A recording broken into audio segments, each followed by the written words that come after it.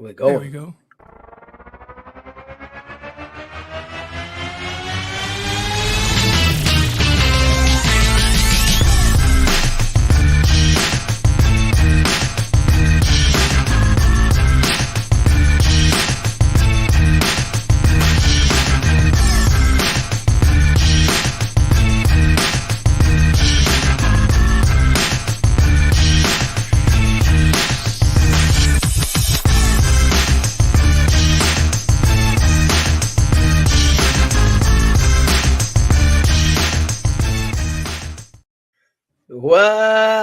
Welcome to an all new Vida Church podcast. I am your host, Deacon Elio Hidalgo from Vida Church, a welcoming community of believers helping people to know God, find freedom, discover purpose, and make a difference. This is an interactive podcast, and your comments will appear on the screen as we go, so don't be shy. We depend on your comments on Facebook and YouTube, and to keep the conversation fresh and flowing. Welcome our pastor to the podcast, Pastor Bishop Herson Gonzalez. Hey, Here we go. We are here Woo! live Woo! for the Vida podcast. Yeah. One more time. Thank you, everybody. Thank you so much for tuning in. We're excited to have another time with you on the podcast. Being with you at church is just not enough. Sundays, Wednesdays, not enough. We want more. More. So we're with you today. Awesome. We're so excited to see you. It's awesome. All right, I'm hearing for some people that okay, What? yeah, it looks like we're live. Yeah, we're live. Some We're folks are saying live. that we may not be live yet, but I'm seeing that some people are already tuning in. So Oh, that's awesome. we're gonna fix it. We're gonna work this out. Looks like we're on Vida Live, Facebook, our Facebook page. We should be live there, and we should be live on our Vida YouTube page, which is facebook.com/Vida Church RI. Vida Church Yes. RI. And then same thing with YouTube, youtube.com/Vida Church RI. And you'll be on. We already have some people commenting. There's some people joining us. Yeah. Renee is watching. Renee, how are Renee, you? what's up? Oh. Come on, people. Let's get on. I got So jokes. happy to see you, Sister Renee. I'm excited. I had a coffee with Renee's son, Brandon, recently. Amazing conversation. We had a great time. Awesome. I love it. There's something about having good conversations, right? That it just stays with you. Just like, man, you don't forget those good conversations. That's right. You have a joke for us, Deke? I have two. All right. Here goes Let's hear it. the person. I Here we gotta go. compose myself. I laugh first. All right. He always laughs first. Oh, I'm so glad he had a good time. Praise God for that. Anyway, it says, my grandfather was in a worship band called the Eternal Sound. It only lasted a couple of years. That is so bad. I just want to move on and act like that didn't just happen. Wait. It only lasted a couple of years. I don't get it. Eternal Sound. I know. Forever. And it only lasted a couple of years. Right. That's it. Okay. It wasn't eternal. All right. Oh, That's my the joke. goodness. Okay. I get it. All right. One more. What else you got? What did Moses say when he came down the mountain and saw the Israelites worshiping a golden calf? I don't know. Holy cow. Oh my goodness. That's just, I don't know what to do with you.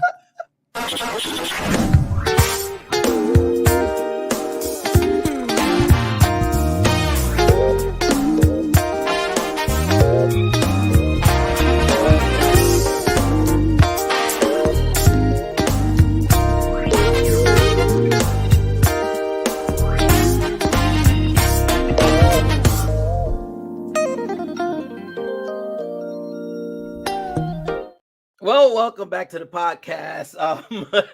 Oh my God. Remember, people, to smash that like button, share it on Facebook, tune into our YouTube page, and what is it? X? Is it called X? Yeah, what used to be Twitter.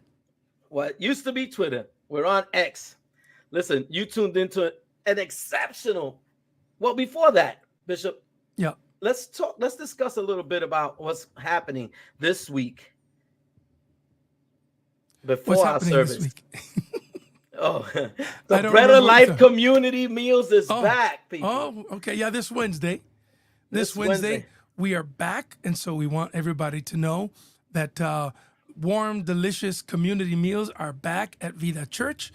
Wednesday at 5:30. You be there before 6:30. You can be 5:30 to 6:30. We have these amazing meals. We have a lot of people that are there to serve. And listen, this is not necessarily a soup kitchen. This is a community meal. And our desire for this is that people come that want to have not just a meal, because you can have a meal at your house, but if you want to have a meal and conversation, if you want to be social, if you want to get out again and start talking to people, this is the place for you. And I know that a lot of us, after we go to work, we just want to lock ourselves in and don't connect.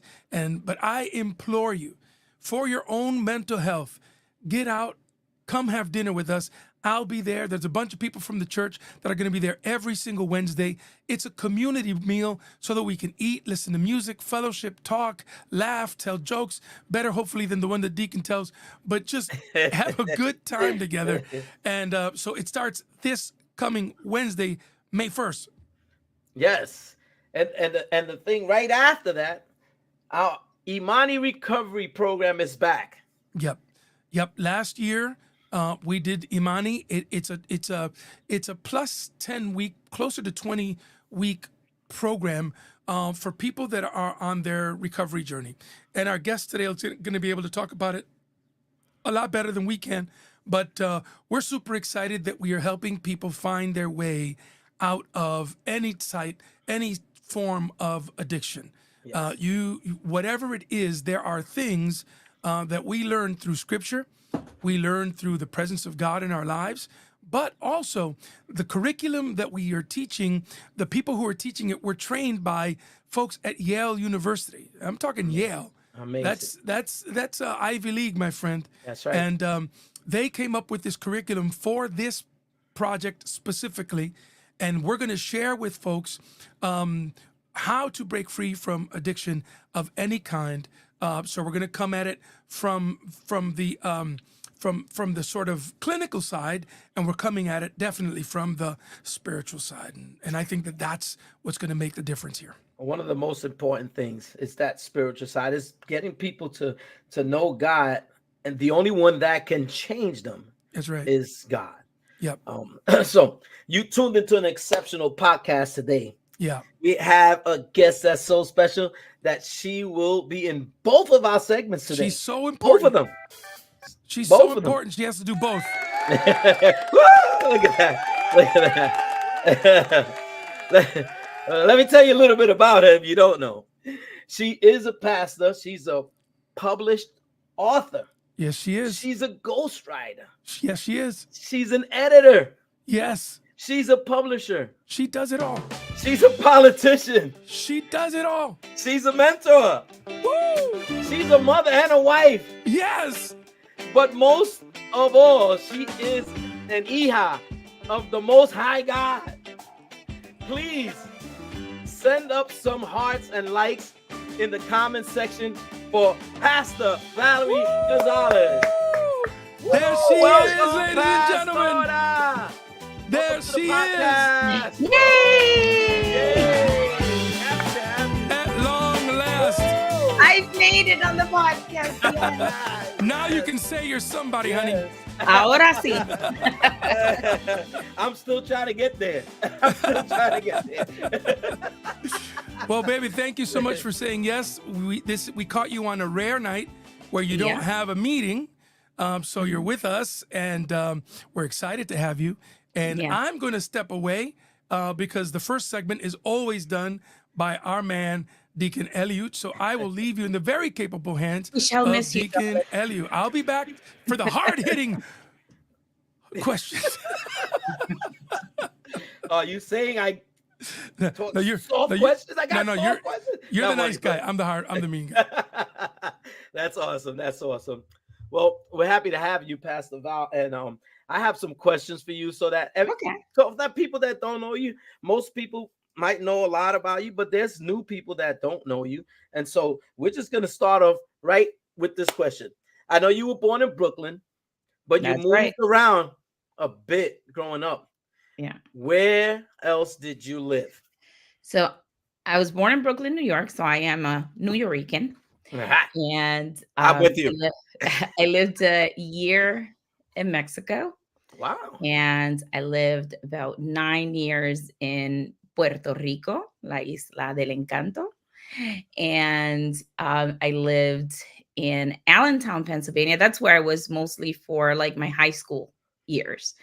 And after that, I met Bishop, and at that time he was just Herson.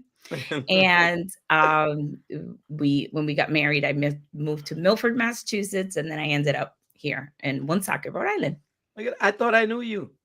You I thought didn't you know knew? you lived in Mexico. I I did not did for a know whole year. that. As a matter of fact, if you look very closely, I forget what's that here. I have a scar right here. What This happened? that was I was they had the tiles, right? And the floors were made of tiles, like those shiny tiles, and I had socks, and I thought it was so cool to be like, "Woo," you know how you slide on them? Well, the the floor ended and the stairs began. Oh, that's hilarious. Yeah. Funny story though. When my father came and he grabbed me, I was like bleeding, whatever. My mom was ironing, so he comes up the stairs carrying me, and he tells my mom to move the iron and lays me down, on the ironing board. And I'm like, "Daddy, please don't iron me." I thought I got wrinkled all the way down, and my dad was trying to iron me. Yeah, no, I was about to say the ironing board. What? no, no. Oh, that's crazy. Um, you know, you were very sick when you were a child, and the Lord healed you.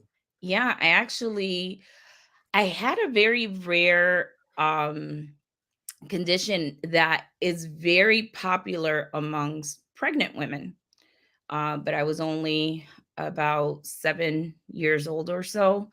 And I lived in Puerto Rico at the time.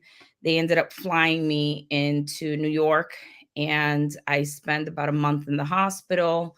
And they basically couldn't figure out why my albumin levels were the same as a pregnant woman. And the way that impacted me, like, we lived in Puerto Rico, so we're right next to the beach. I couldn't even go to the beach. Any salt on my body, Oh, I would swell up like a monster. Couldn't eat anything with sodium. It was just, you know, um, it was torture for a kid who likes potato chips, you know? And yeah, and they send me home to Puerto Rico saying that, this was basically how I was going to live for the rest of my life. But and this is partly why my faith is so strong, that from a very young age, I just had a special, connection and relationship with my Savior Jesus Christ. In a dream, I don't know. I mean, people can call it a vision. You can call, I don't care what you call it. I just know I had a dream, and I saw the image of Christ, and he kept asking me, "What do you want?" And, me being a kid, I was like, I wouldn't flat out say it, but, it was kind of like this thing like, duh, like, aren't like, you God? Can't you figure this one out? Right. So he asked me a couple of times, and I kept saying, why me out of all the kids in the world? Why me? And in the dream he just said, and finally, about the third time, instead of focusing on why me, I actually said, you know what, if you heal me, I will serve you for the rest of my life. And then he stretched out his hand, touched me, my forehead, and that was the last day that I suffered. I woke up in the morning. Obviously, there's medications and stuff. I speak to my parents. My parents are people of faith. Thank God for that. And when you share it with your mom, and she's like, "If you believe," and I go, "Yeah, I believe." And she goes, "Then I'm going to believe with you." And I can't imagine as a parent that must have been a really tough thing, even though it's by faith, but there's medications, there's things that you have to like give your child. And when they're believing that strongly and you're saying, I'm going to join you with faith, it's going to take some action behind that. Yeah. And my parents have done that, and they've always supported you know um our relationship with the Lord. And until this day, I remember when I was pregnant, my very first time with Jazz. My mom, that was the first time she talked to me about this since, that I could remember. And all she did was mention, that she was a little bit nervous that now that I was actually pregnant, that I was going to have like a relapse or something like that. But I just remember, just saying to her, no, I know what I experienced, and it's an eternal healing. Yeah. And I might suffer from other stuff, but I know there's one thing is that is healed. know? But So, and thank God I never had to. that why me thing doesn't just, it's not just for kids. I mean, even adults ask the question, because in a difficult time, um, the question is always why me? Yeah. I've said it, Yep. and all the But injuries. what I really learned from that experience is that I was asking the wrong question. That actually it wasn't even, I don't even think that it was a question that he was after. He understands, God knows that we have questions, but what do we do in the midst of those questions? As a child, my parents had sowed enough seeds for me to know that what God was seeking was for my heart, and a commitment. So it came from a point where it was just a covenant, that happened in that moment. And I think sometimes we get so caught up in the pain, and obviously I was like 7 years old. I like now in retrospect, I can think back to it, and rationalize some things and understand some of the spiritual principles that were happening. But as a kid, you're just a kid, you know. But at the same time, this is why Jesus said, let the children come to me. And it says we need to have faith like a child, because at the same time, the minute that I had that experience, that was it. Like there was no question in my mind, am I healed? Am I not? I just woke up that morning and I just knew this is it. It's over. Right. And there was no convincing me otherwise, and the Especially the evidence. honesty of a child, that's why God says, because most children are honest with how they're feeling, and the things they have in their heart, Yeah, and I think the beautiful thing is that, we always think about in our lives, sometimes we think that faith is something for the future, that faith is something for grown-up people, but God has a special place, for children, who, can sense his presence and get to know him. And I think he doesn't wait till we're adults to have a relationship with us. And I think I think early in life, even, I mean, when you see Jeremiah talk about you knew me in my womb, Mm. I think that his purpose is met. He's dying to reveal it to us, and at whatever age, the earlier the better, and I don't think it's ever too young, Yeah. for purposes. So, but you was very active in church in your youth. Can you talk about Yeah. the effects of those years in your spiritual growth? Like the because when you're young, sometimes we because I'm a pastor's child too, so Yeah. sometimes we do take in stuff, and then sometimes we like kind of scatter a little, and but Well, I wasn't a pastor's child, but I was the second best thing to that, the deacons. okay. Child. So Or you're close. like my parents were always my father had 5 children, right? and he was always winning the Father of the Year award, right? How do you do that with 5 kids, you know? But my father had just this thing, like, he just looked at you once and that's it. It was over. Like, he was loving, but at the same time, you just did not mess with that. That You look. know? Yeah, Oh no. my goodness.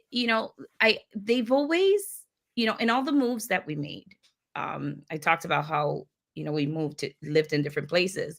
I always saw how they were seeking God's will and purpose for us through it. They never just made a move without praying about it, without really putting some thought into it, and I believe that we got to Pennsylvania. When we got to Pennsylvania, it was, the will of God. I grew up in an environment, it was Assemblies of God, and they had the summer camp, the winter camp, and then the trimestres.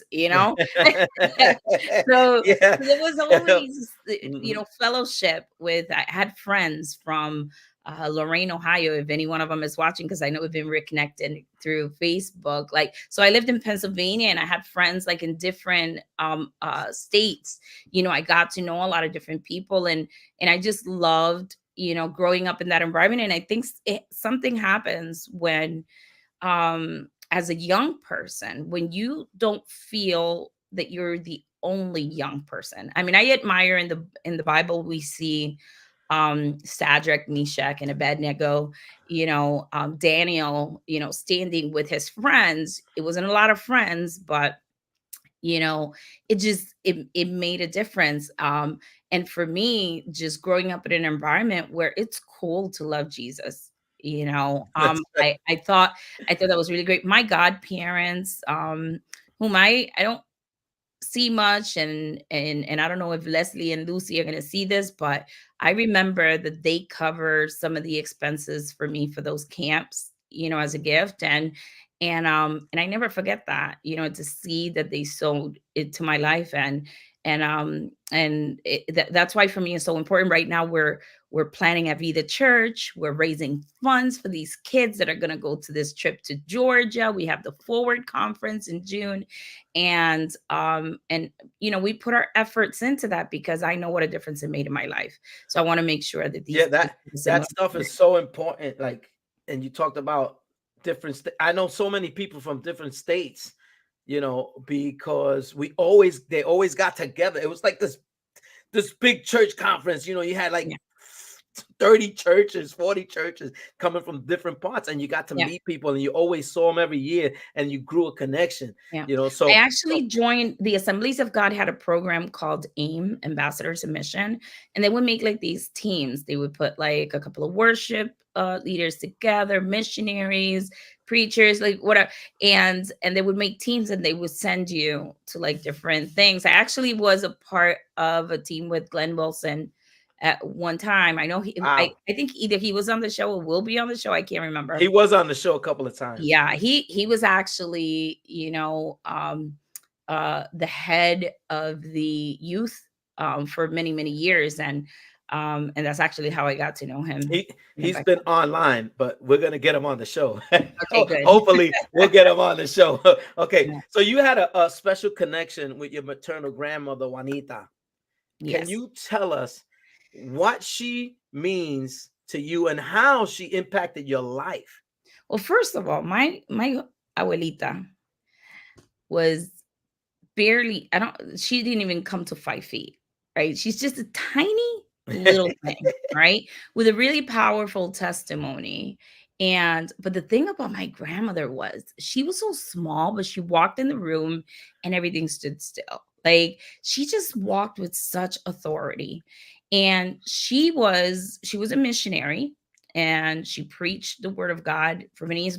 And when we say that now, like, people take that for granted Yeah. because you see so many women speakers, you see pastors, you see women who are bishops, but that was not the norm back when she was growing up. And women were supposed to be silent, they were like, she paved the way for so many of us today. And when she would open her Mm, mouth, mm, it mm. was like thunder, would come out. Like, it would just cut so deep. into your heart.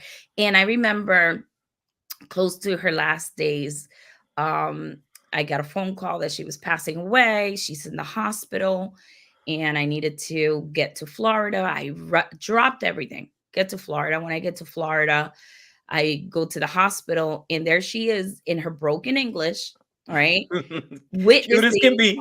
telling the nurse that she needs Jesus, right? Mhm.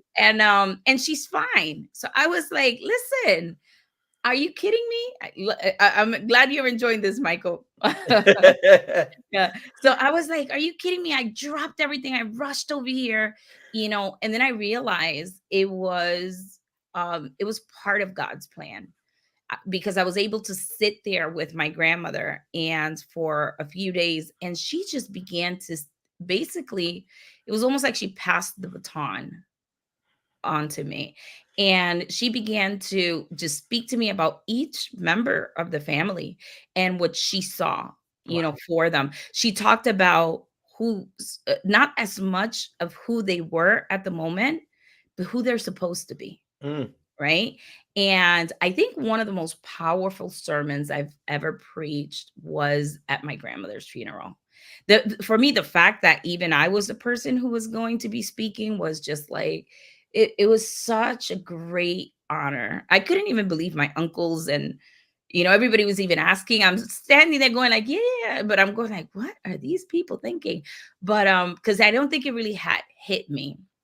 But I do feel that I walk and I carry the authority and the inheritance of my grandmother. It's awesome Who, when you're carrying, right? Not only yeah, the anointing, but the legacy, and yeah, and you can pass that on. You're still living that, because what I noticed is that women missionary are power. My mom was a yeah. missionary lady. When they speak, but when God speaks to them and tells them something, it's all truth that comes out. It Mm, happens. So yeah. it was crazy for me, because my mom used to say, "I got to tell you something." I'd be like, "Is it I God know or is it's it you?" like, Because you get scared as a, yeah. is it Like God or is it you, mom?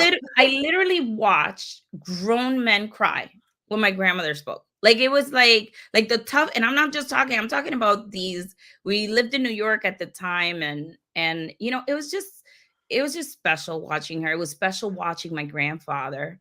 My grandfather was a professional boxer, and if you hear their testimony when they were younger, early in their marriage, he was also, not only is he a professional boxer, remember I said my grandmother was a tiny thing. He was they were in an abusive relationship. So Mm. can you imagine, tiny little woman, whatever. But when she met Christ, not only did she give her heart to the Lord, but the Lord used her to change the life of my grandfather. And my grandfather, like when I heard the stories about their testimony, I was like, no way. Because like he was just such a different man. And what my grandfather did throughout, because you might think, remember at that time, the men were the preachers, the men were the pastors, right? My grandfather served my grandmother. Like Mm. wherever she went, he was carrying her bags. He was always with her. He cared for her and nurtured. Like I was just like he showed us how a man should really love a woman and care for a woman. But that all of that, that story could have been something totally different if Christ hadn't come in the picture. Amen. I have a question. You do. What is Zamar? Am I saying it right? Oh, What is Zamar?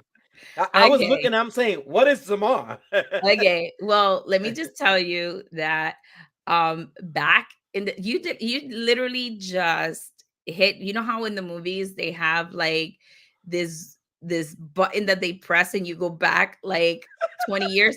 This is literally like 20, 30 years ago, Wow. okay?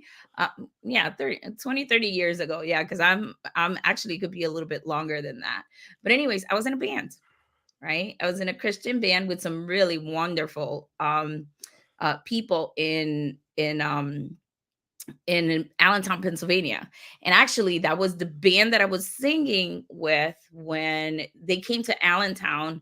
And if you hear the story of Hurston and I and how we met, and how we really connected. That was the first time that I think that we really, really like started like talking. And our band was opening for the G Boys. So yeah, yeah, that's what So what was Samar. the name of your band? Zamar?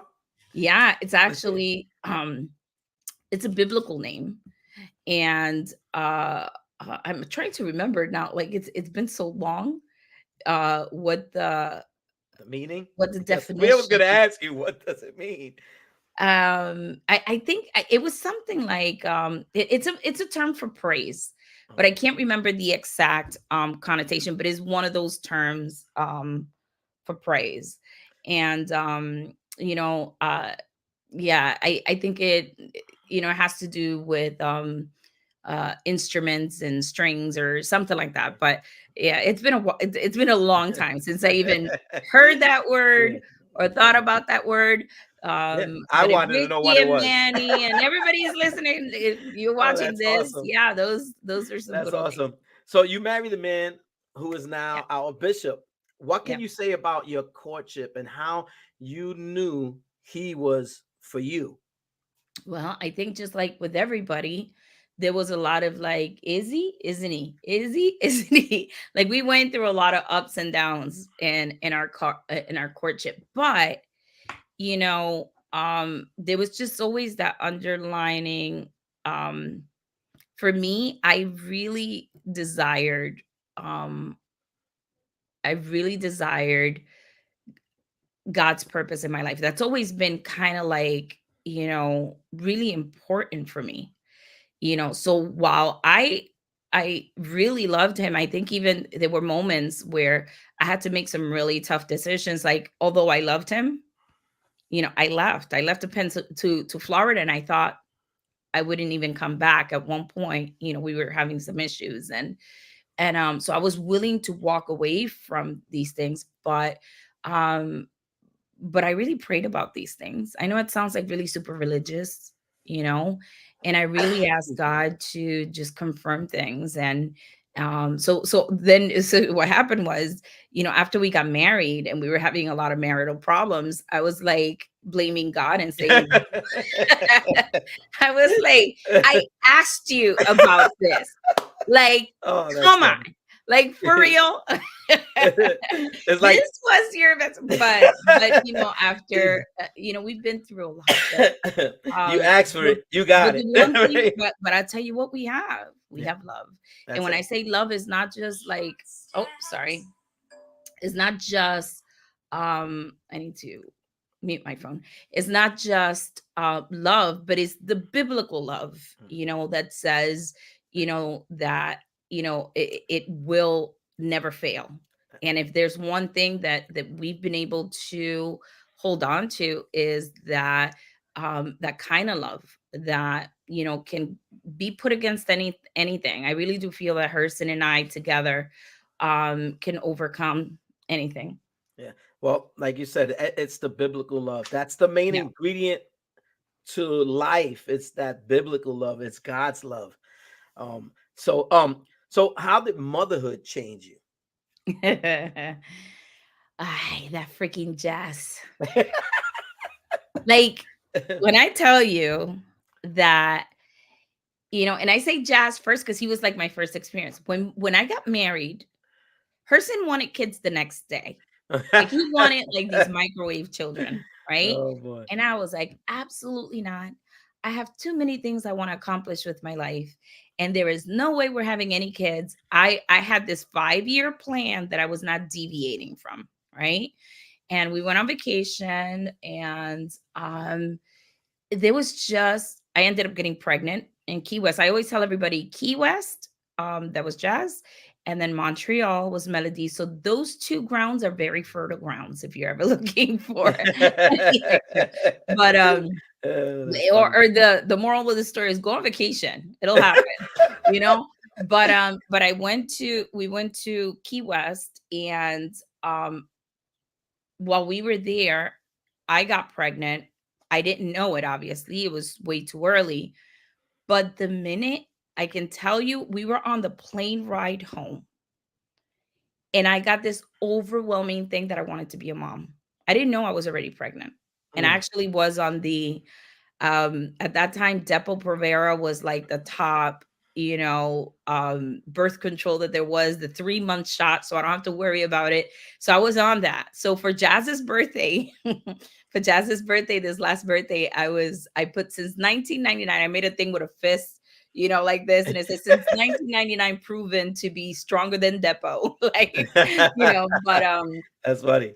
but the fact that I didn't know that I was pregnant and I had this overwhelming, when I tell you, I just wanted to be a mom. It was like, and I knew, I told her, and look, we're going to have to go. I have to figure out how to get off this thing, whatever. So when I get to the doctor's office, they're like, yeah, we're going to start. And she goes, but I like to do pregnancy tests as a routine, whatever. And I'm like, sure, whatever. Then when she comes back and she tells me that I'm pregnant, I was like, what? Like, so, but with both my children, within 24 hours of conception, my whole body, there you go. Oh, nice t-shirt. Oh, he's hilarious. Yeah. So with both my children, within 24 hours of conception, my whole body like knew the impact that they had on my life, and they just didn't just change my body. Like when you're young, you think a lot more selfishly, and my kids were like aliens that took over my body, and it just, that feeling that you see, that that mama bear that would do anything for her children, and self kind of you have to remind yourself to take care of yourself, because they're just, it's just such a love that I can't explain. And Yeah. so when we watch in the scriptures that God is comparing, and I can't speak of the love of a father, but as I talk about, my love for my children, and I think about how God loves us as his children, and I understand that my love is just, a little thing compared to, what he is, because he is love.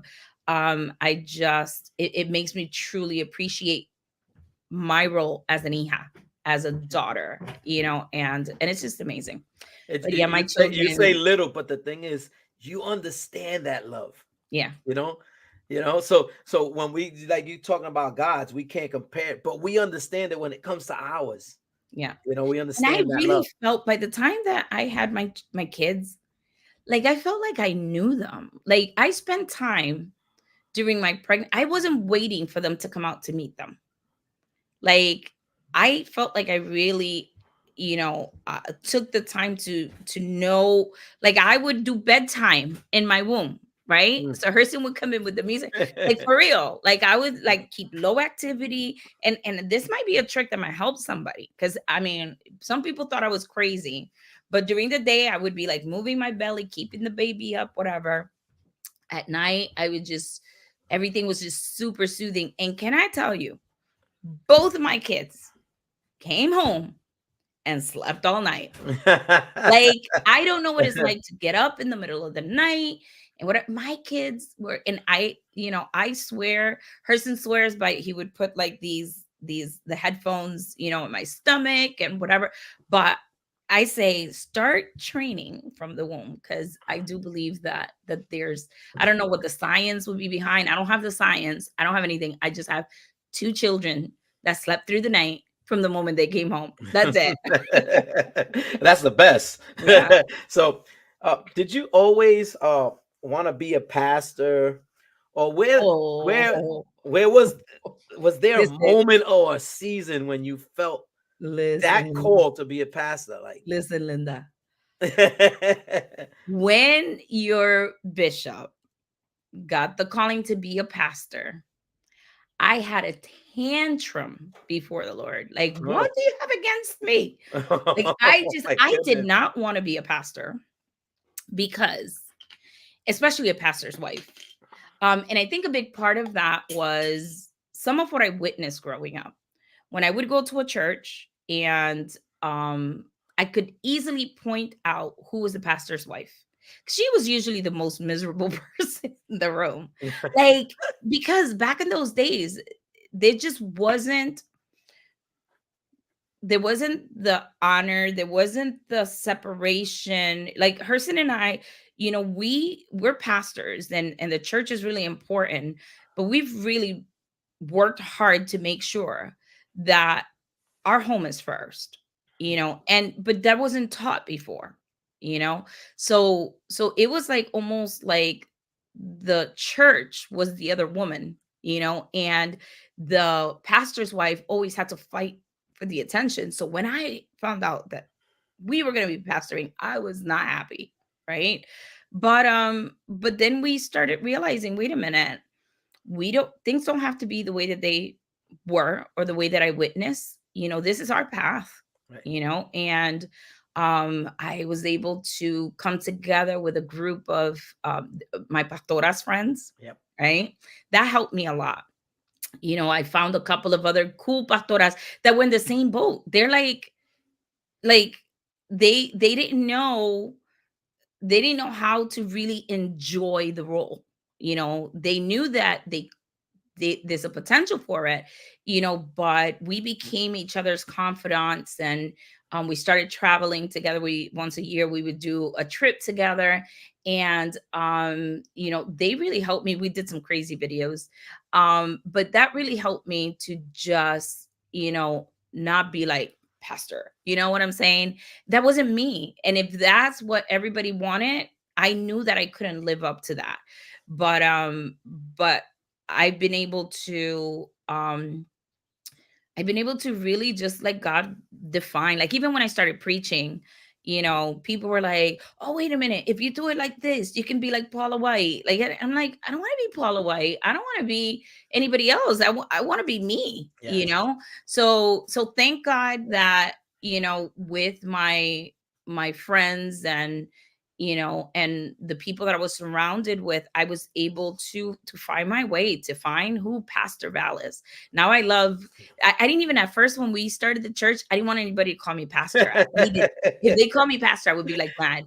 But now everybody sort of knows me as Pastor Val. The other day I was at a city event, and or even like when I do the parade, the Autumn Fest parade, Right. and I'm walking around, and everybody knows here's Councilwoman Gonzalez, but there's people yelling, Pastor Val, Pastor Val, and I love it, that they call me that, and now I embrace it, because we've gone through a lot of different things, and there was moments, especially one particular moment in my life where I had to ask God, am I a pastor because I'm married to Herson? Or is there a calling in my life? I mean, I am an ordained minister on my, like, I'm not ordained because of, there's some people that they're literally pastors' wives, and there's nothing wrong with that. Mhm. If that's all you've been called to, like, and I shouldn't say all, there's never such a thing as the only thing, right? It's not easy being a pastor's wife. But sometimes I think I see now the other side of the coin, where women are trying to be pressured into being the pastora that preaches or whatever. And that's not their gift. They're not comfortable in that role. If that's not you, don't let anybody pressure you into being something you're not. That's But awesome that you said that, because that's very important, because you can't be, if it's not the gift, you shouldn't take it upon yourself, because Yeah. I don't think you'll succeed. That's the thing. You will not succeed because it's not the calling. yeah, It's not the gift that God gave you. So, but thanks for being a guest on a podcast. We are blessed that you're our pastor and also our city council vice president. We love you. We I love you Thank too. Thank You so much for having me. Well, you're not done. You're not done. I let that segment go a little long because Elliot was asking you great questions, and you were having fun answering them. So we went a little bit long on that segment, but I think it was great, and I hope the people that call you pastor and know you as city councilor, or know you as just Val, they get to enjoy kind of getting to know a little bit about your early years. This is when we're going to say goodbye to Elle. Yep. And you and I will continue our conversation. So we'll say bye to Elle, and Valerie and I will keep on chatting. Hey, good looking. So I was hot, so I changed my shirt and I just grabbed whatever I could find. Wow, I have to say your fashion sense is just amazeballs. You like it, huh? I love um, it. when you first moved to New England, I'll never forget the phrase Oh, yes. you said to me, "Honey, I'll live anywhere but." But one socket. You said that to me. That is so correct. But it is just like God. I know, but hold on. Before we get to God and all that stuff, I mean, I know that living in Milford, and Milford is kind of a ritzy town, or was. I still think it is.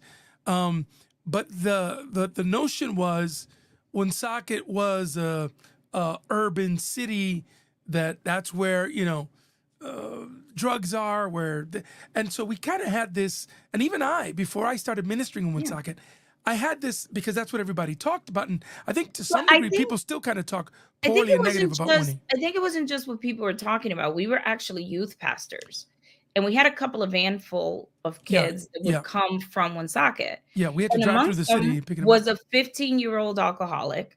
Yeah, They always talked about, the gang fights that are happening. yeah, They always talked about, so it wasn't like we just were, hearing coming out about of nowhere, but we were actually like talking to these kids, and it just seemed most of them were from like single parent homes. Yeah, you're right. There was always some kind of drama happening. So it wasn't like it was unfounded. So when I saw that, I was like, yeah, I love these kids, but I don't want my kids going to school with them. It was one of these yeah. So I was like, no, we're not. I'll live Meanwhile- anywhere but Woonsocket. Meanwhile, our kids went through the entire Woonsocket school system. Yes, they did. Yes, they did. And now you can say it. God kind of had a plan, and the thing that you said you didn't want to do, God tested your loyalty and faithfulness. Said, Yeah. no, that's exactly where I'm sending you. Yeah, and you know what? The scriptures also tells us that God knows better for ourselves than we know ourselves. So I think that's one of the things that I was able to really realize, that what I would have rejected and I thought wouldn't be good, for us, has been one of the greatest experiences of my life. I Yeah. love Woonsocket. I know you I do. love this city. I love the people.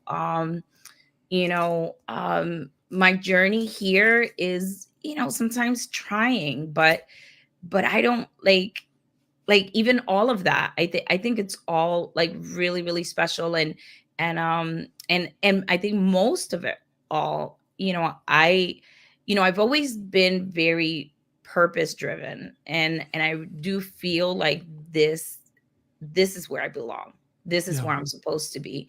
And I'm just, I love Woonsocket. I don't know. I don't think a lot of people know about our Memphis story. And I wanted to ask you about it. I mean, talk to you about it.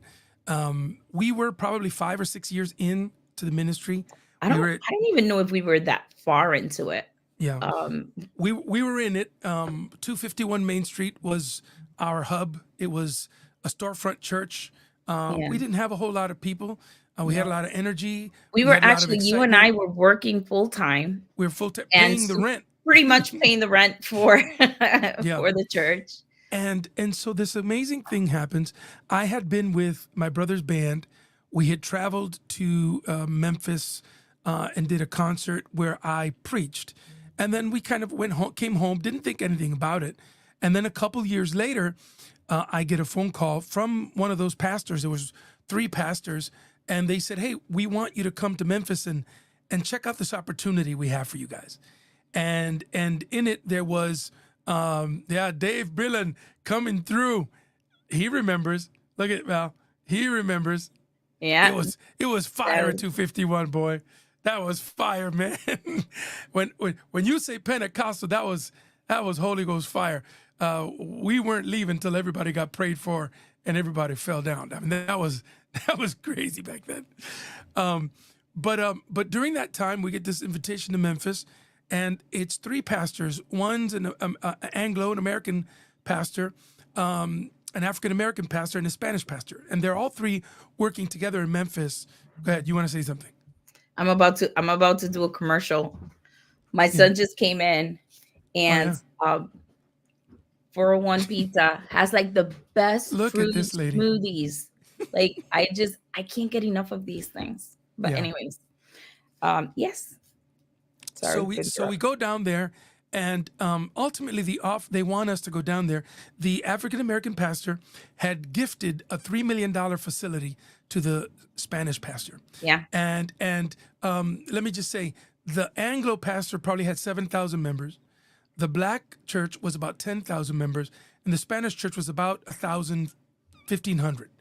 And they were giving this property over to the Spanish pastor, but they felt like the Spanish pastor needed a little bit more help, stronger people around him to bring the ministry all the way, all the way. So Yeah. they thought about us, and so they flew me back with you.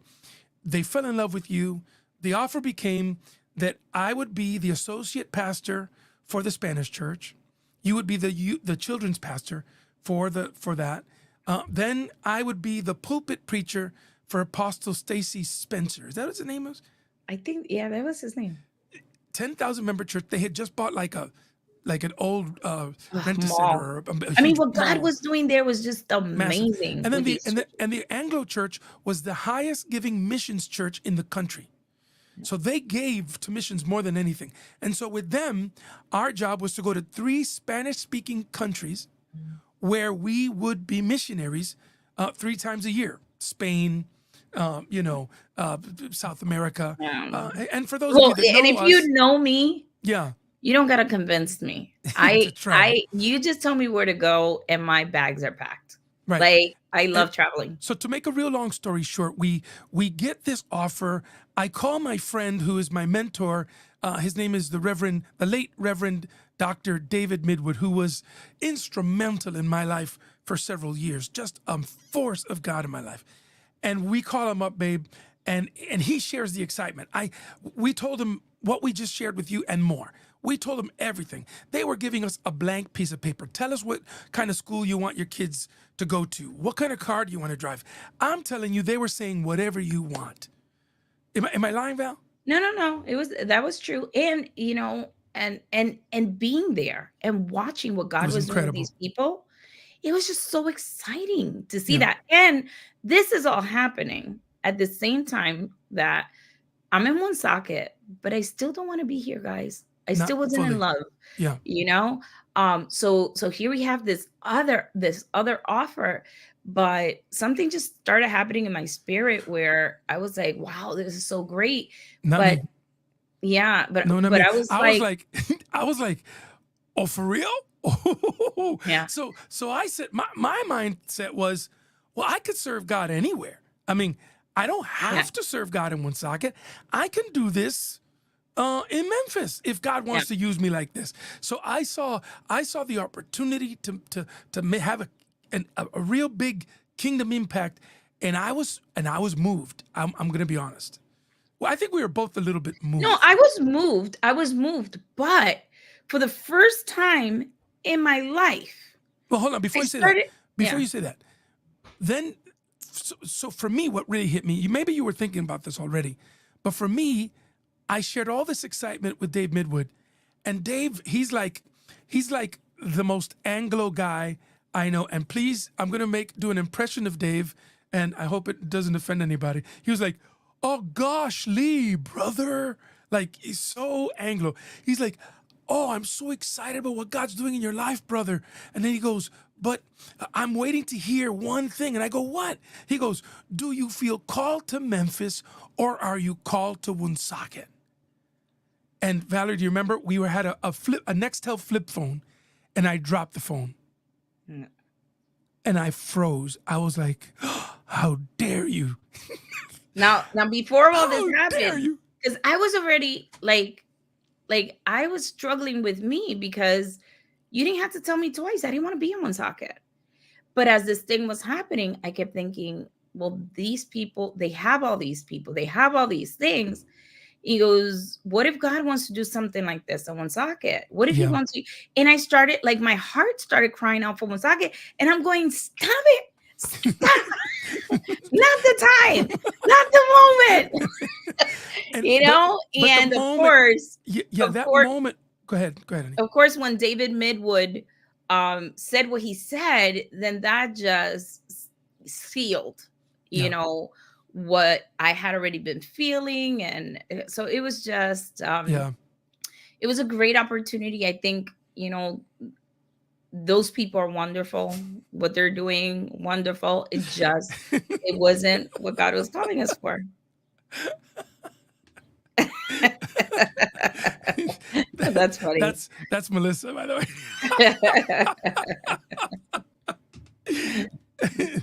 No, Melissa, I will not. Yeah. But after that, Valerie, we had to say no to them, and they were sure we were Yeah. going to say yes. They were like Yeah. convinced, because who would say no to this Yeah. amazing opportunity? By the way, the Anglo Church, they had a studio, a recording studio that was Oh my God. tuned. It Yes. was, let me tell you, tuned. And the studio cost $1 million to create and tune. It was perfectly tuned. The way that they had that studio, it was the most Wasn't impressive music studio I've ever been in. wasn't their worship leader like a Grammy award Yes, winning? Yeah, yes, it was yeah. just it was It crazy. was crazy. And so here we are, and I'm crying. Valerie's just sitting there going, yeah. And so we told David, no, God isn't calling us. And so he just challenged us to follow the voice of God rather than the opportunities of men. And I was Yeah. having such a hard time saying, well, can't this be God too? Can we do both? Can't we just Like, yeah. Yeah. But I think one of the big important things that we've had in our lives, and maybe this is why we value relationships so much, Yep. is that, you know, especially in the right most crucial moments of our lives, we've been surrounded by good mentors. Great people. And you know, when I remember we came home, and of course the bills needed Yeah. to be paid, we're still working and all that stuff. And then Yeah. we also met the late Roberto Miranda. Oh, he What a great longtime friend, longtime mentor. what a great man. And we sat with him, and then we were like, we're feeling the aftershock. And we're like, did we Yeah. do the right thing? Right. Yeah. And he goes, I remember when he said, Herson and Val, do you really think you said no to that money? And we were like, we're sure we said no to that money, right? Yeah, we And don't got it. the opportunity, right? And he goes, no, actually, that's not how the kingdom works. He says, you just took, he goes, add up everything that Add would up have been in that what blank that piece of offer paper, was. Yep. and you just made a great deposit into Woonsocket. into your and into it was really, it wasn't even Into about the Woonsocket kingdom. at that time. It was just, that's the credit that now you have with God. You know, like he sees all that, he weighs all those things. And Yeah. and we've watched God do a lot of different things for us. When we purchased, you know, the All Saints building, we did not, hey Poochie, great musician. If Love you, you Poochie. don't know Poochie Colon, He's gonna go be on the check him out podcast. after the show. He doesn't know yet, but he's gonna be on. Okay. So so yeah, so we you know, when you realize, you know, this thing, and when we got the building, you know, I know that we weren't supposed to buy a building at that time, but we were borrowing from the credit, you know, that we had. So like all of that, I watched God. We haven't had everything given to us as easily. This is a city where, you know, oftentimes we're struggling, you know, but we just keep, you know, whenever we need it, it's just a withdrawal. God somehow blesses our ministry one way or another, and he's been faithful. And I have to tell you, above everything else, because you can talk about all the material things, whatever, but you know, the most important thing is this peace, this center that I think that we have found, where I'm really happy. I'm happy in who we are. I'm happy with what we're doing. I feel, you know, the assurance of the call, and I don't know how anybody does it without it, you know, because when things get tough for all of us, but when things get tough, just that certainty of knowing that I am exactly where God called me to be, really calls on his faithfulness, Yeah. and his faithfulness. Maybe we got to say hi to Pastora Nidia. That's one of the pastoras that, I tell you, God really surrounded me with some amazing people. They asked me earlier, I don't know if you caught it, Nidia, if I, if I always loved being a pastor, and I was like, no, yeah. We gotta interview Nidia. Nidia, I'm gonna reach out to you to have you as a guest on our podcast. Yeah. Val, so building from that, through your EHAS ministry, you were able to do something that I know is very near and dear to your heart, which is the mentoring program. Yep. Tell us a little bit about why mentoring, how you do it, where you mentor women and they mentor teens, and talk about that quickly. We don't have a whole lot of time, but I want you to share about your EHAS mentoring system. Well, back when the Holiday Inn used to have that room, we actually used to do a yearly conference and bring young girls in and connect them with like women, and throughout the year they would mentor different women, because I love Say that. I know what you're doing here. Say that. Yeah. I love that, that we can connect these people. And because I think of the impact of mentors in our lives, I think it's always been important to me. So I did EHAS for many years. We did women's conferences. EHAS would take a lot of my time. We did monthly breakfasts and things like that. Yeah. A few years ago, things changed for me. God started calling me into politics, and that took a lot more of my time. But the way that I still continue to do some of the mentorship program is I developed my tier 1 team, which is a group of women that we have 15-minute calls, once a week. And it sounds like 15 minutes is not a lot, but when you're doing it consistently, every week, they have, like, you see my calendar, that time, belongs to them, so whatever, those 15 minutes are, it's every week. We don't commit that time, because we start out by following up with what the last conversation was. And then we go into some of what's happening now. It's amazing how much information you can get out of somebody in 15 minutes when they know it's just 15 minutes, right? And then we always end by asking, well, what can I help you pray for? And it could be assumed from conversations, but the girls know I don't allow myself to assume. They have to verbalize it, because I think that the power of 2 or 3 coming into agreement, you have to be able to say it, express it. And that's kind of how we've continued. I think at the moment, because I have my regular tier 1, and then I have a couple of extra people, at the moment I have 17 women that I mentor on a weekly basis. And the plan is, and the way we've done in the past, is those women mentor younger women, younger teens, or someone else. That's the way it works. My whole thing is, I have a really hard time pouring into someone. I know that there's seasons that, people need building up, and it's not easy for them to pour into somebody else. But my challenge with these women specifically is, you have to be able to pour into somebody else. If you can't pour into somebody else, then, you might not be the right person for this tier 1 team. Amen. So, Val, I remember early on, going back to those 251 days, there was we started off really community minded. I mean, the first year we had our service, we had, I remember young Deacon Gabriel Santana, and these guys were barely in their 20s. But that's all we had, so we had to make deacons of young men.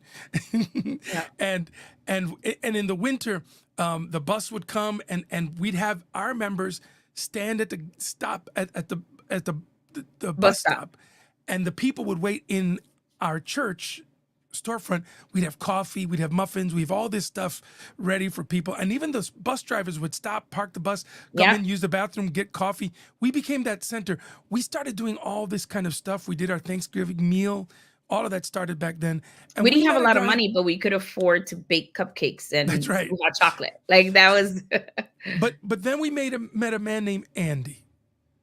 Do you remember Andy? Andy was a kid, a grown man, really. He walked into our church. He was smelly. He was dirty.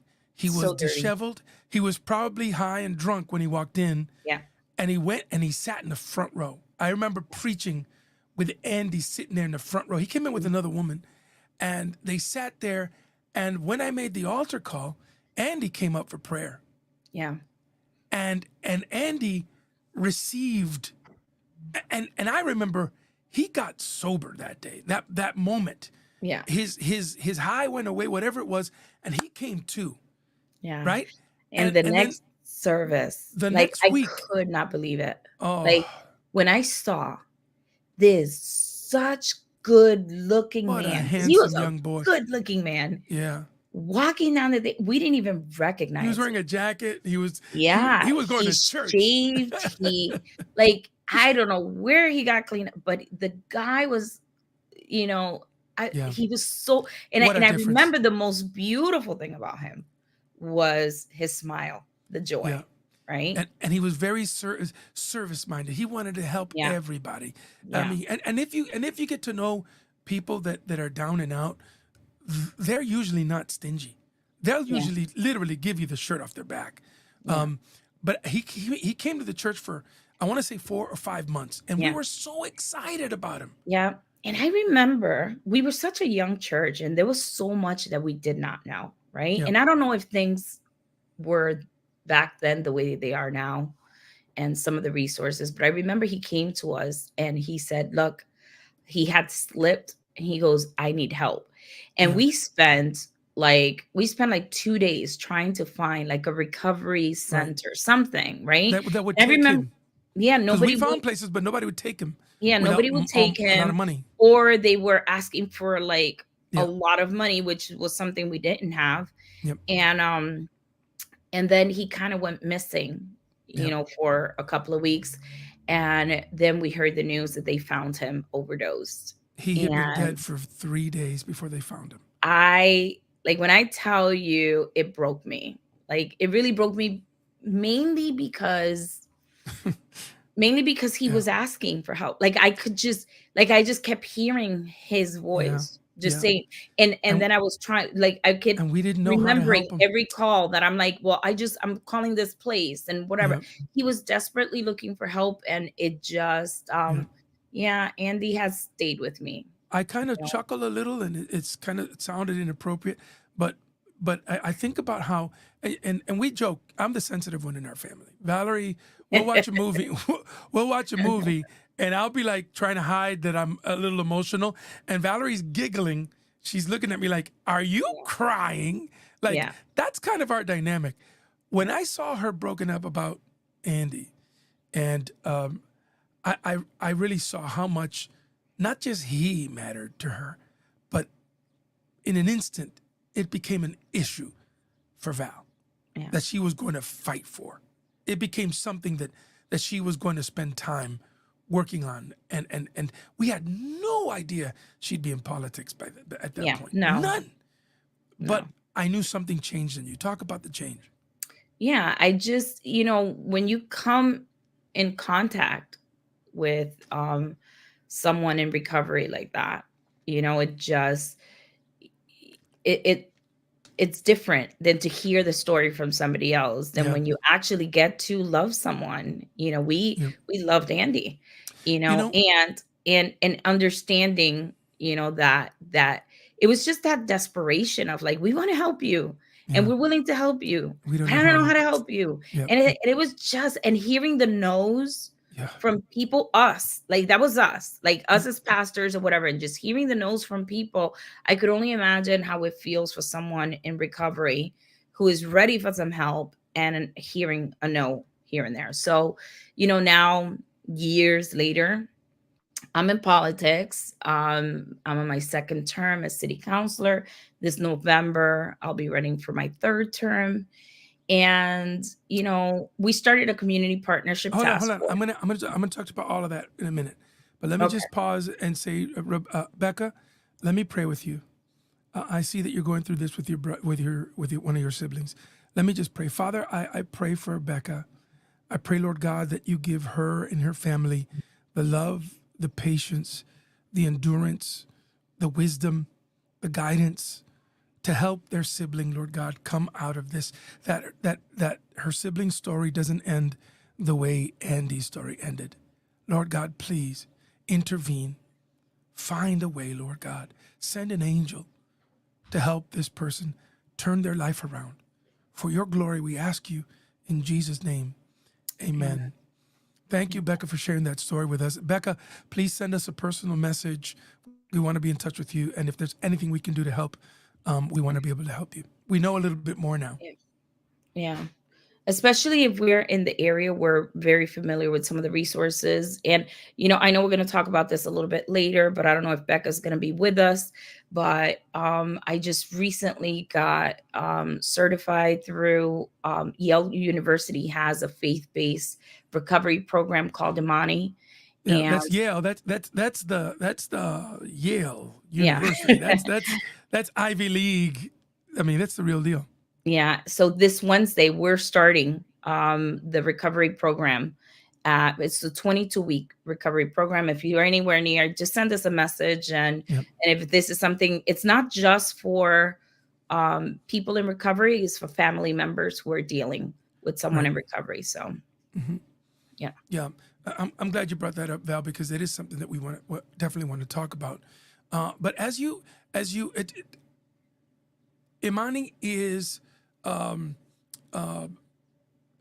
22-week program, and I remember that someone that higher up in that organization said, "Val, why are you going to do this? I mean, you're a politician. Why are you going to?" Almost in shock or disbelief that someone in your position would be in a program to help like this. I don't want to misstep or misrepresent what was said, but Yeah, I know. Actually, I think it was the other. It wasn't like, why would you? But it was more like, I can't believe you that you're doing this. And then she was like, they were saying like more politicians, more pastors, more people should be involved. It was like this. It was more like, I can't. Yeah. It wasn't like I can't believe, but it was. Yeah. It was more. It was a good way of like, I'm impressed that you would even take the time. So obviously now, I mean, by the way, at the same time as Andy, we had the guy that did the documentary, Lost in Woonsocket. Now, for those of you that want to see that documentary is on YouTube. It's a movie based on a homeless person, lost in Woonsocket.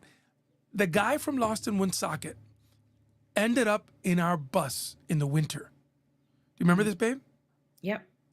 And so we knew he was sleeping in our bus in the cold nights. And so we didn't say anything about it. We left him in there.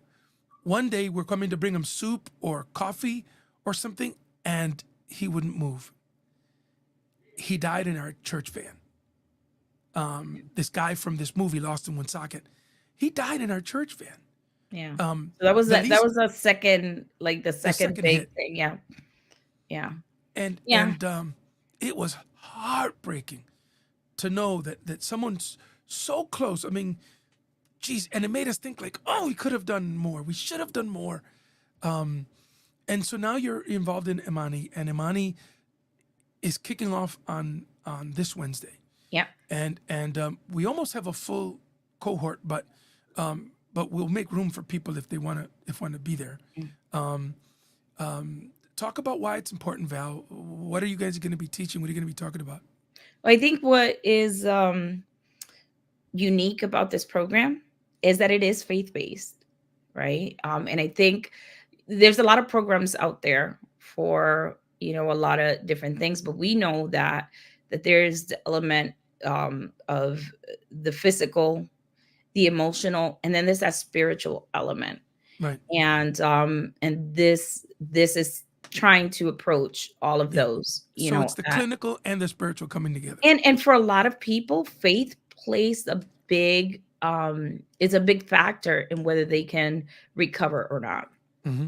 And for the people who are they have faith in their lives and they believe that there is a God out there, even though they don't consider themselves Christian, that element, is part of what will give them the impulse that they need to be able to overcome.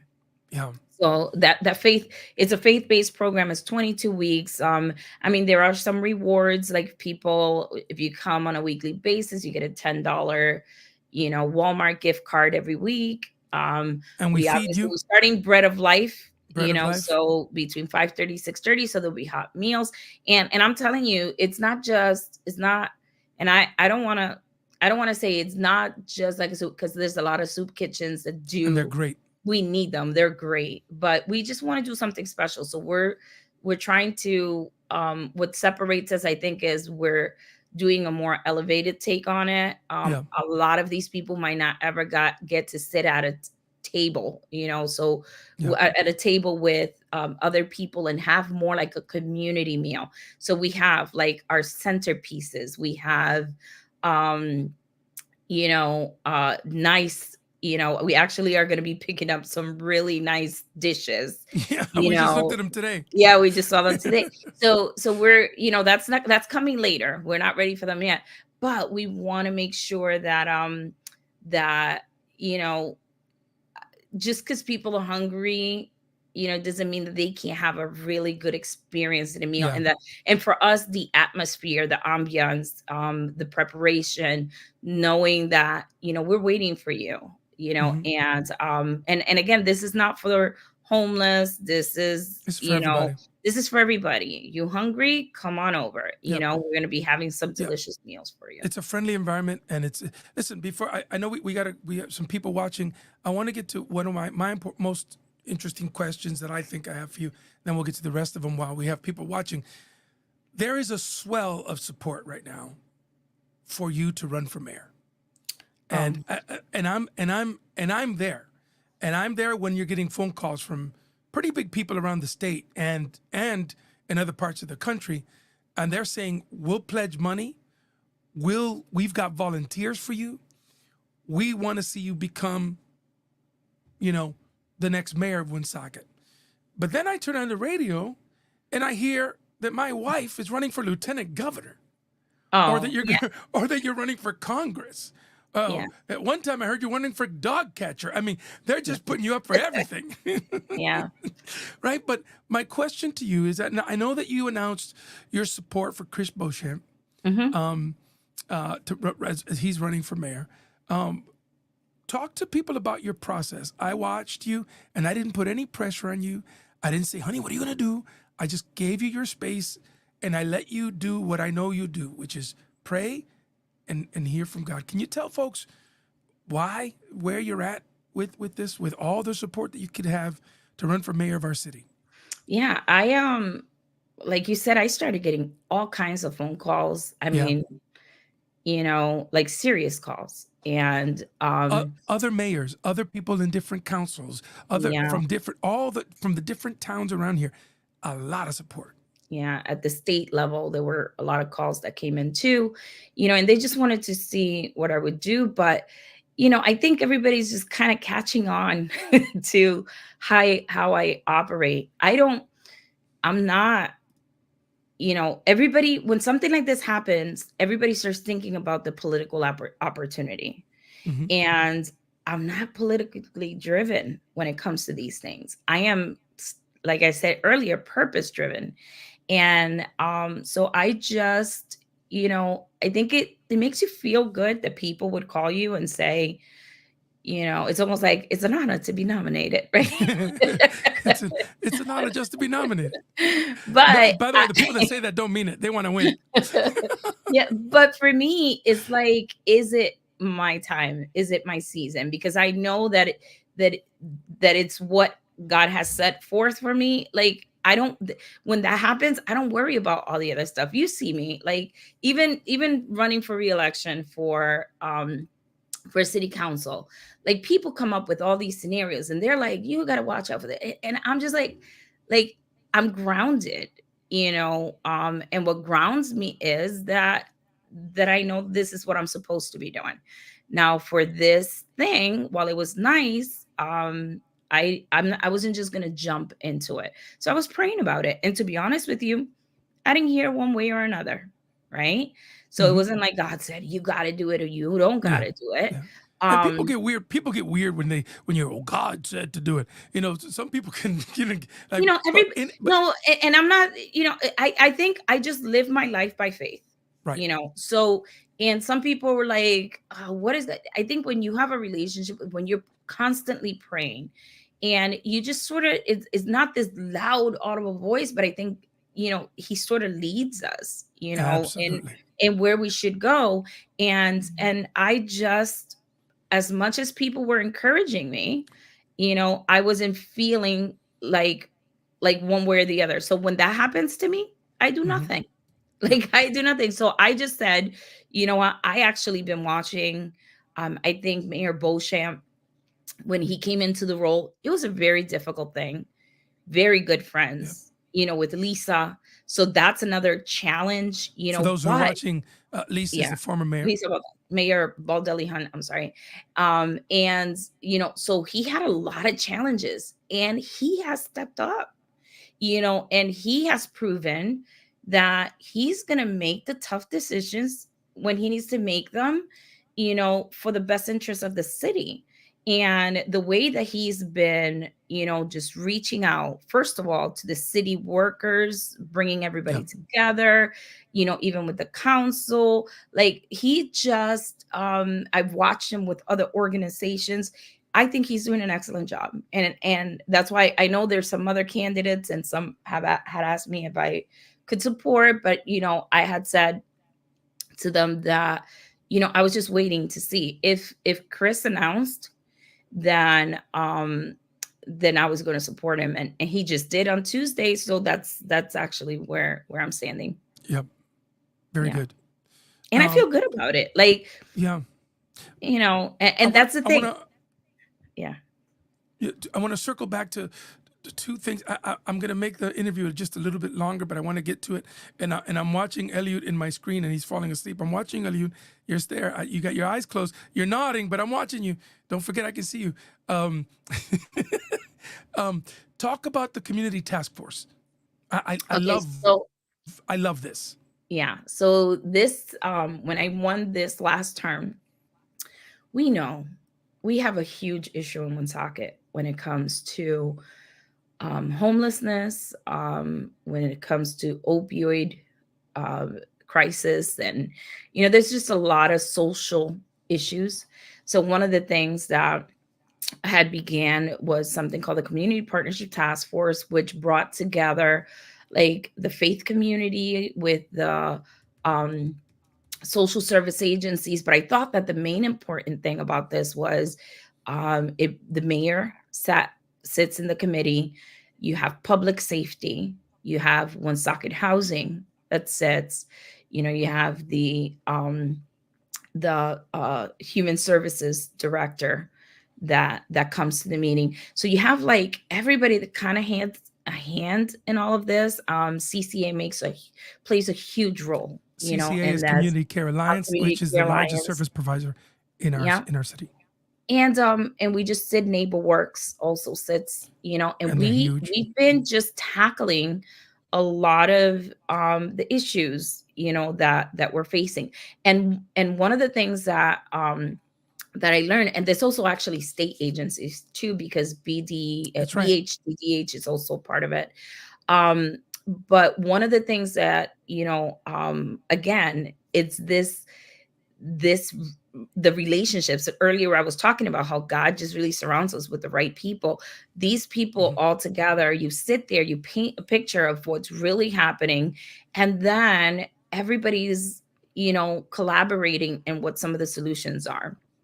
And one of the biggest things that was the common denominator in everybody's conversations was, with the issue of homelessness. When somebody's homeless, there's something called the coordinated entry system.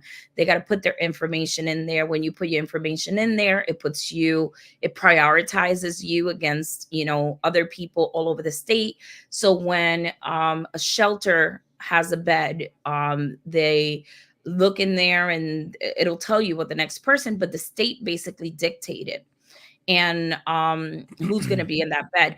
But you have a lot of communities like Woonsocket. Currently, we're almost at 17% of what they call, affordable, housing, right? And other What's the state communities, mandate? What's the state mandate? 10%. And there's some So we're communities that are over. still, oh yeah, there's some communities that are still at like 0 or like 2% or whatever, and they're surrounding communities, and a lot of That's people big. felt like Woonsocket's just doing a lot, and then but this is a frustrating thing. When you're doing a lot and then you have residents in your city that can't get into, like, you have the shelters, but your cousin, your father, your son, your daughter can't get in. That's really frustrating. So we wanted to see what we could do about moving that number. And people had told me, this is Oh a yeah. fight has been going on for 20 years, you're never Yeah. going to get it done. Yeah. But bringing the right people into the right room and having the right conversations, we realized the reason why it hasn't moved in 20 years is because we're having the conversation with the wrong people. Yeah. And we were able to find out, that there's a such thing. I didn't even know that the continuum of care existed. Yep. We went before the board, we spoke to them, And and the in a matter, continuum of care bottom line are is, the people. They're the people that run all of that. So if you they want to bring basically change, you need to reach right. advise changes. They bring they bring suggestions to HUD. Okay. At the national level, they realize all these blanket programs don't work everywhere. So they put continuums of care that kind of monitor at a more local level, and I they see. can actually make recommendations that, Yep.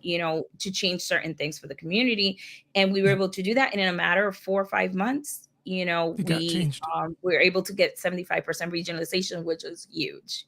And people said that wouldn't happen. And regionalization simply means, in layman's terms, the way I understand it, if you have people from your town, it used to be that even though they were from your town and there was an open bed, the coordinated entry system dictated that the guy in Newport was next for that bed. But we didn't know if the guy from Newport was going to make it to Woonsocket. He's homeless. He didn't have a way to get there. So we would have the bed, we'd have the person, but we couldn't put the person in the bed because coordinated entry said, no, it's the guy from Newport that needs to be there. So what you did was, in a sense, say, no, 75% of our beds need to go to the people who are in front of us, that are in our community. And that 25% we can still use for continuity, whatever that is. For the Did I explain that right? Did I explain that right? Yeah, pretty much, except, that it's mainly like the new programs, Right. because All the you new can't programs. at the same time, one thing you understood, because I was like, let's just do this, right? But Yeah. that's the thing, when you sit with the people who have been doing this for a long time, you learn a lot of things, and you can't just shut it off. Right. Because what are you going to do with all the people who are in beds right now Mm-hmm. that came from other communities? Like, Yeah, it's a lot more complicated. Absolutely. Well, that's why I'm glad you're working it, not me, because you seem to have a really good understanding. Man, Val, when I hear you talk to people on the phone, or I go, when did my wife get so much smarter than me? Because it used to be I was the smart one, I felt, and now you know everything, and I'm sitting there going, well, where did she learn that? And where did you pick that up? And it's amazing to me how well you've learned how things get done now. And I think honestly, I think it comes from your willingness to ask questions and say, look, I don't know about this. Tell me about how this works. Yeah. And then you learn, and then when you learn it, you can teach it to people, and it's amazing. And honestly, I still feel like there's so much to learn. That's Of why course. I volunteered to be a part of this program, this recovery program with Imani. Like, I just feel like if we're gonna tackle this, and I know, currently, politically, you can do good, and even if you do good, somebody's gonna find a reason to bash you for it or whatever. Oh, don't make me bring up the disaster bus. Don't make me bring it up. They talk about the dignity bus, which we brought, which, we have a lot of stats now. We were able, just in the months that we had it open, we've served over 70 people. And that's not even counting because some nights when we ran the warming centers, we don't run the bus when the warming center, is happening. But and Be the Church, we just got a letter from CCA thanking everybody for your donations with blankets. And we did. Yep. Somebody, I think, even gave like little booties or whatever. So thank you so much for babe, before you go on, So I heard these are things that I'm not saying, these are things that I heard people say to you and to. First of all, someone said the Dignity Bus has been here for 3 years and you just started using it. I know. It was actually, this was a conversation we had I know, but we don't have to explain with all a that. lovely person. Yeah, I yeah, actually I love him. so I enjoyed loved it. it. That was a great conversation. But he Yeah. had a bunch of misinformation. Yeah. He said 3 years. The Dignity Bus arrived in August of last year. And it didn't start operating till right around Christmas. Like, I think it was a week after Christmas. Right. Thank you, Larry, for that. That's awesome, Larry. Yeah. So it has not been here 3 years. It hasn't even been here a year. The other thing I heard was when they brought it up from Florida, you had a bunch of immigrants and you brought a bunch of illegal immigrants to Woonsocket. I don't get it. But that's what they said, right? Yeah. The truth is, if you go on the source, they have the source website. They're the people that, or the Facebook page, they're the people that actually built the bus and brought people. They have a whole video of like their whole trip. The trip here, yeah. You know, so you'll be able to see that. Okay. No immigrants. We're out of time. We're out of time. Last thing. Oh darn! I have 2 things I want to talk to you about. Okay. Tell me something good. What are the good things that are coming out of the council and that you guys are doing that people may not know about? Maybe some of the stuff that's happening at the theater district or anything that you want to share that you guys are working on that people that don't watch the meetings may not know. Well, I'll tell you something super cool. We just had an economic development summit, the first one that they've had. The planning department did it at Mitos, which is I'm just going to plug all these restaurants because, their food was like really excellent in there. And normally when you have a meeting of such, you get like, if you get 10, 15 people, that's a lot. We had 120 people that showed up to this economic development meeting. And the presentation, when I tell you, it was such an elevated presentation. It talked about, and I'm trying to remember the numbers, but there was like maybe since 2023, there was like 223 new businesses in Woonsocket. I'm going to bring Deacon back in. Deacon, you're bringing you back in. Okay. So there was like 223 new businesses. There's 45 businesses waiting for their occupancy certificate. So there's a lot of like movements and things that are happening, in Woonsocket when it comes to business wise. We're also talking about, extending the theater district. There's a, we're looking to change some of the lighting and just capitalizing on some of the great stuff we have, like the stadium theater is one of the biggest attractions we have. So why not have like nice restaurants? You know how when you go to Providence and you can go to P-Pack and then go eat at a couple of places like that, it's just creating ambiance and atmosphere. So you can actually, I think, I'm not even sure if they put the presentation on the city website, but I'm going to look it up. And if we do, we'll put it on the link here. But there are some great plans happening, with the city. I think when it comes to the issue of housing, there's a lot of developments happening. I know we have a shortage in housing, but there's a few projects that are going on right now that are going to be bringing. I know NeighborWorks has a really great project happening, right near where River's Edge is, and it's just I think the biggest thing is just having all these people, recognizing Woonsocket as a great place of business, and the interest that we're seeing in all these new businesses. I think that's one of the greatest things that is happening right now. Yeah.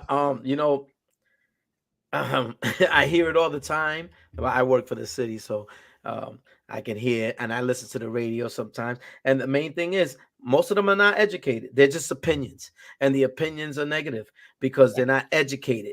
And we're always talking about it. You need to find out what's going on before you speak about it. Yeah. Well, here's the thing, and in all fairness to people, they're believing what they're hearing. They're getting the Right. news from the radio. Like, and there's people on the radio that are speaking things. And, I love, that I actually ran into one of the Veronica Vega, just started a blog, right? And she's like tired of people talking negative about Woonsocket. She's like, I know Good for there's a lot of her. good stuff. So I'm just going to start writing something on, on the good things that are happening in Woonsocket. So maybe we'll plug Go, that in here Veronica. too That'd That's for be awesome. awesome. people too, because it's a lot of good stuff. I can tell you, right? One of the other things that is going to be coming up within the next couple of months. Last year, we did a lot of work right next to the library, in the getting everything ready for a community garden. And now this is, I don't know much about gardening, but I was there getting We myself tore it all down. filthy. We tore stuff down. We worked hard, and now it's the time to kind of like get beds together and plant and seed and whatever, gardeners do. But I'll be there for the next stage too, and I'll be learning, but there's, these are opportunities to bring people together. There's a lot of apartments in Woonsocket. So, you don't have the land to be able to grow your own vegetables, and fruits and all that stuff. So, this is an opportunity where somebody can come, and have a bed and have their own vegetables. It's not, whatever you grow there is yours, and you do with it whatever you want. Nice. Yeah. It's exciting. I'm excited about it's those little things that just bring community together that I just think are just some of the best things. We also have, one of the Zaida, I won't eat anything from your garden because I don't eat anything fresh, but I'm happy you have a place to do it. Yes, Zaida worked hard too. Yeah, she was there with us. Yeah. All But right, there's a lot of really great stuff happening. Yeah, but our time has come to an end with Pastor Val. What a guest, huh? What an amazing guest. Thank you so much. Yeah. Phenomenal. For those people that want to ask more questions, if you're on our Facebook page, you can send questions there. On YouTube, send more questions there. But for now, we want to say thank you, Val, for being with us. Eliud and I. Actually, you can stay if you wanted to stay. We're going to talk about the next couple of things coming up at the church. Yep. All right. So usually we kick people out now, but we'll let you stay. Yeah. I might know a little something about that. Yeah. So, so we're continuing the What's in the Name series. Don't miss it every Sunday. Listen, if you really want to know who Jesus really is and what his names mean, get there on Sunday. Yo, I know some of you watch it, but it's so much better when you're there. I don't have a clip for you this week. Minister Lewis preached. Oh man, he brought the word. Woo, boy, he was on fire. He was on. Actually, church. The church came to worship on Sunday. Yeah, the whole service we had church. Listen. If you missed it, you can see it. Minister Lewis, amazing man. Thank you that God uses our leaders, and man, what a word! What a word! And if you're here on the Facebook page, you can see that service. It's there. And you can listen to that sermon. I encourage you, listen to that sermon. It's going to bless your socks off. Yes. I learned something about that. I was like, because he talked about the other three books were about him being Gospels. Human, right? Yeah. So this one was all about who he is. It's all about him. Yeah, all about him as Christ, as the Christ, as the Lord. So don't miss it, man. It's an awesome thing. So we're having Vida Español Breakfast Fellowship, May 12th. Pastora, what time is that? A las 10 de la mañana. Okay. Yeah. So come on down. For all you Spanish-speaking people, come on, we got a breakfast. Sí, para la gente latina tenemos un desayuno de visión. Queremos compartir con ustedes lo que estamos haciendo con Vida en Español. Tenemos el pastor Axel, la pastora Valerie, este servidor. Estamos para traer a Woonsocket una iglesia que tiene un servicio en inglés, totalmente en inglés, y otro servicio en español, totalmente en español. Que yo sepa, somos los únicos que estamos haciendo eso porque aunque hay iglesias que hacen los dos, lo hacen juntos. Y a veces la traducción quita o añade, depende de quién tú eres. Pero nosotros estamos haciendo un servicio totalmente en inglés a las 10 y un servicio totalmente en español a las 1 de la tarde. O sea que usted puede venir, disfrutar de una adoración en español. También la cultura española se puede sentir en ese servicio. Yes. Yeah, y no sé si vamos a tener el QR code para que se puedan registrar. No Y sé. es el 11 de mayo. El 11 de mayo. Es el 11. Ok. 11 de mayo es un no es el 12. sábado. Gracias, Melissa. Sábado a las 10 de la mañana. Ok. Tengo el número mal. El 11 de mayo. Yo hablo español también, por si acaso. Anyway. So Vida Español officially launched May 19th. Let's support the Spanish Come church, guys. on, baby. Let's go. This is going to be amazing. Let's go. We had an amazing time at the bowling alley. New people came. They were excited. I don't have pictures for you. We had such a great time at the bowling thing. It was awesome. Tons of people. A lot of people had fun. A lot of new faces. A quick joke. I was kind of talking to people and bowling, and I went up and bowled and I tripped and I didn't do well. When I came back, I talked to a girl that I didn't know, and I go, "You believe in God, right?" And I was just kind of joking, and she looked at me like, and I'm like, "Oops!" Because I just had a joke. I was gonna because if you believe in God, you believe in the devil, and the devil tripped me when I went to shoot. You couldn't get past. No, Sorry, she looked at me like, She didn't give you a chance. I still did the joke, but it landed flat. It did not. But there were a lot of great people there. A lot of beautiful people. It was awesome time, man. It was awesome time. So, and finally, our church picnic, May 27th. Don't miss it. Be there. It's at World War II. We're going to have a great time. We always do. We have a wonderful time. We got some volleyball games going on. We got some softball games going on. Oh, yeah. There might be the cornhole there. So don't miss it. It's going to be a good church family picnic. We're going to do it at World War II, but in a different area where it's kind of separate on the other side of the park. That's another great thing that's happening in Woonsocket. We're getting new stages everywhere. The new stages, New one in River Island, new one in World War II. It's amazing. So it's going to be a great picnic. And if you're from around here, come over. If you want to meet us, if you want to say hello, you want to have a talk with Councilwoman, come over. Say hi. We'll be there at World War II Memorial on Memorial. That's not Memorial Day. What is it? Is it Memorial? It is Memorial Day. Memorial Day. Memorial Day. We're gonna have a great time. Yeah. And well, there it is. That's it. What a wonderful time we had today. Thank you, everyone, for being on our podcast. Please share. Hit the like button. Share it with people. Thank you, everybody that commented. I'm telling you, your comments really make this podcast feel alive and fresh. So thanks for tuning in. Make sure you're with us next week. We have another great show for you next week. I don't know who's going to be on, but it's going to be great. All right, Pastor Val, say goodbye to all the beautiful people. All right, buenas noches. Good night, everybody. Thank you for having me. Love you all. Ciao. We love you too. All right, everybody. Thanks so much.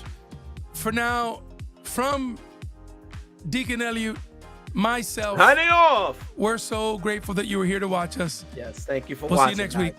We appreciate you.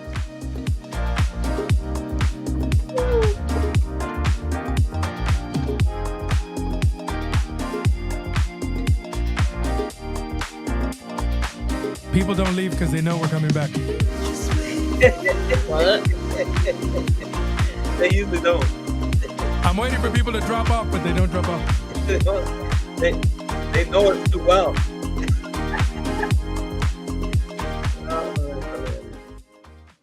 Did they leave? No, I don't think they left. They're still there. Look, I can see the numbers. They're still there. I love this part. This is the best part. I love it. I love that they just stay on there like they ain't going nowhere. They're trying to play us. That's a fake. They know we're fake when it comes to saying goodbye. We don't know how to say goodbye. We do like when you preach, it's 3 times. my my Three three closings. All right. Well, now it's time to say goodbye Yeah. for real. Love you guys. All right. Love you all.